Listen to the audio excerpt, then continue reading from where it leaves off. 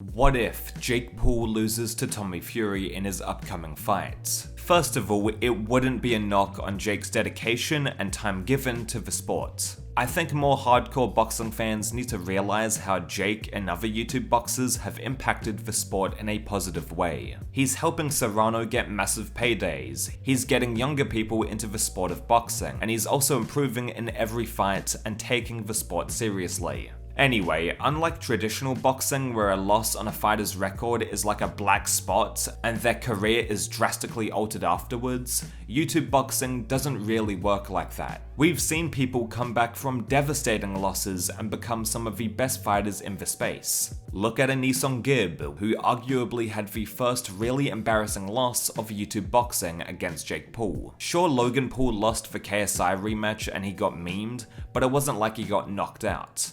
Gibb had a very bad night by comparison. He was probably nervous due to the big occasion in a different country, his boxing stance was all over the place, and he got dropped 3 times. Gibb took some time out, and then he had a quality performance against Taylor Holder on the first Social Gloves card. When Social Gloves 2 was on last year, he shut down any doubts about his boxing skills, and his place in the top 5 YouTube boxer ranking when he knocked out Austin McBroom. Nowadays, the Jake Paul fight is so distant that it really doesn't matter at this point. The way that Jake has progressed in his boxing career, knocking out Tyron Woodley, knocking down Anderson Silva, and Jake Paul most likely knocking out Tommy Fury when they fight, the loss that Gibb took in Miami looks way better now. Gibb persevered and showed everyone that you can come back from a loss in the scene. Losing a YouTube boxing match is only awful if you let it be. On the other side of the coin, I think traditional boxing can be so fickle. Anthony Joshua lost against Ruiz in an upset,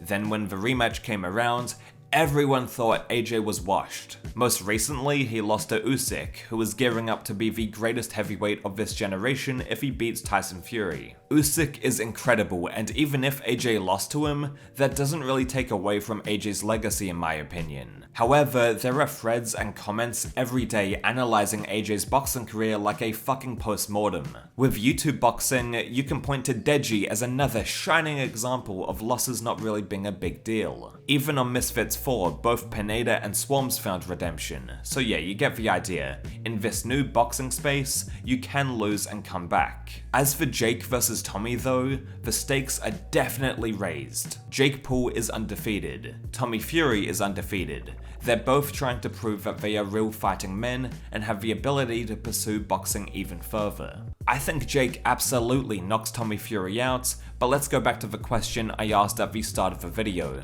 What if Jake Paul loses? Well, it depends how he loses. If Tommy brutally knocks him out, then Jake's stock dips a lot more than if he loses by a split decision or something. Jake has transcended YouTube boxing, and I say that as a fan of Misfits and all of the other promotions. He has disrupted the entire sport of boxing and MMA in the span of 2 years, and he's now considered an actual okay boxer, who has never actually fought a pro boxer if you don't count Anderson's 3-1 record. That being said, stepping up to the plate and fighting Anderson Silva has solidified him as the best in the crossover scene.